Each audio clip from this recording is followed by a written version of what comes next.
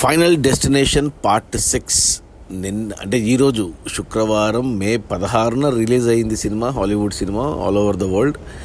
నిన్న గురువారం మే 15న ప్రీమియర్స్ పడ్డాయి. నేను ఈరోజు చూశాను. అంటే ఫైనల్ డెస్టినేషన్ సినిమా ప్రపంచంలో చాలామందికి తెలుసు. మన ఇండియాలో కూడా మన తెలుగు వాళ్ళకు కూడా ఈ సినిమా చూసే ఉంటారు లేదా వినే ఉంటారు. ఈ పార్ట్ 6 పేరు వచ్చేసి బ్లడ్ లైన్స్. సరిగ్గా 25 ఏళ్ల క్రితం అంటే 2000 సంవత్సరంలో ఫైనల్ డెస్టినేషన్ పార్ట్ 1 వచ్చింది.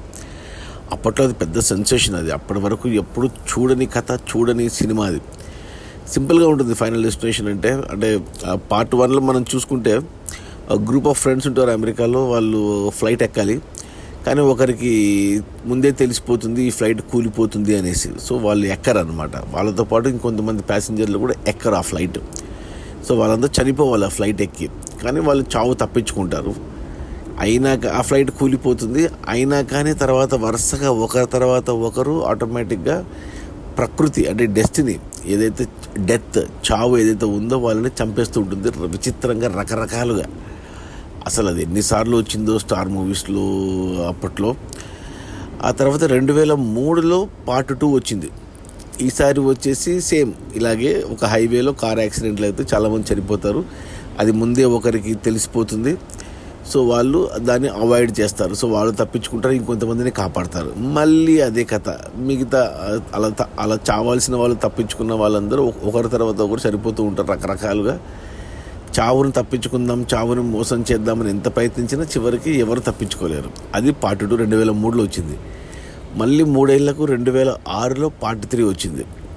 ఈసారి వచ్చేసి అమ్యూజ్మెంట్ పార్క్లో రోలర్ కోస్టర్ రైడ్. అది కూలిపోతుంది అనేసి ముందే తెలిసి కొంతమంది ఎక్కరు, చాలామంది ఆగిపోతారు. అంటే వాళ్ళందరూ చనిపోవాల్సింది ఆ రోలర్ కోస్టర్ రైడ్లో తప్పించుకుంటారు. సో మళ్ళీ అదే ఒకరి తర్వాత ఒకరు చనిపోవడం సినిమా 3. సో తర్వాత 2009లో పార్ట్ 4 వచ్చింది. ఈసారి వచ్చేసి రేస్ కోర్స్ అంటే కార్ రేస్, ఫార్ములా 1 రేస్ కోర్స్లో. ఆ రేస్ కోర్స్లో కార్లో వచ్చి స్టేడియంలో పడి చూస్తున్న ఆడియన్స్ చనిపోతారనేసి ఒకరికి ముందు తెలిసిపోయి దాన్ని అవాయిడ్ చేసి అక్కడ బతికి బయటపడ్డ వాళ్ళు మళ్ళీ తర్వాత ఒకరు చనిపోవడము.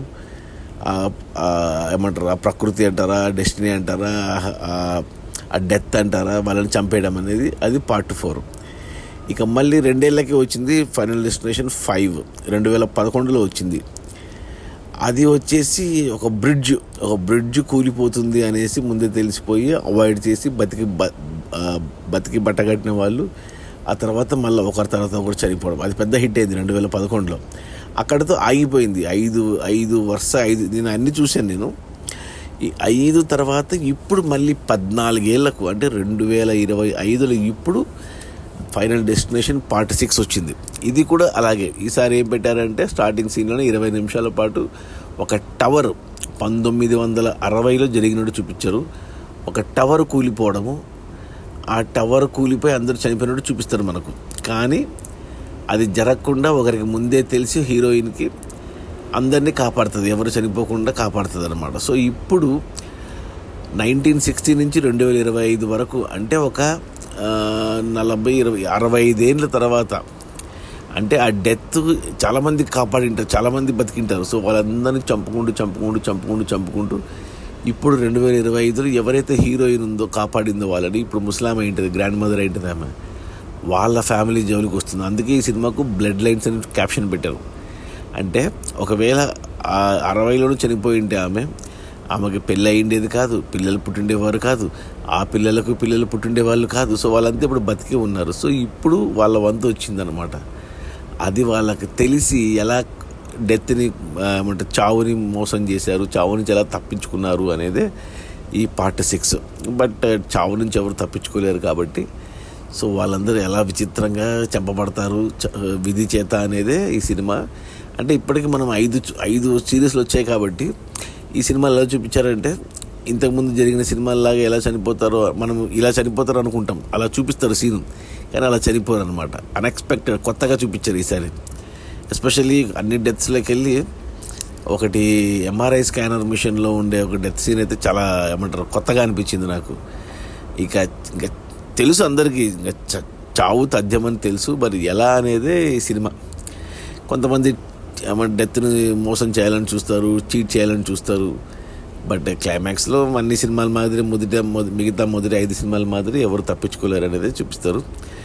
భలే ఉంటుంది అసలు. మీరు కానీ ఈ ఫైనల్ డెస్టినేషన్ ఒక్కటి చూసినా కానీ మీరు వదిలిపెట్టరు.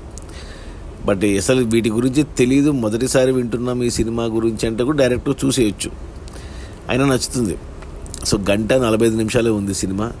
థియేటర్స్లో ఉంది. Original English Hollywood cinema. మనకు ఇండియాలో ఇప్పుడు హిందీలో, తెలుగులో, తమిళ్లో కూడా ఉంది. నేను తెలుగులో చూశాను. అంటే 20 ఏళ్ల క్రితము ఓన్లీ ఇంగ్లీషే వచ్చేవి మనకు.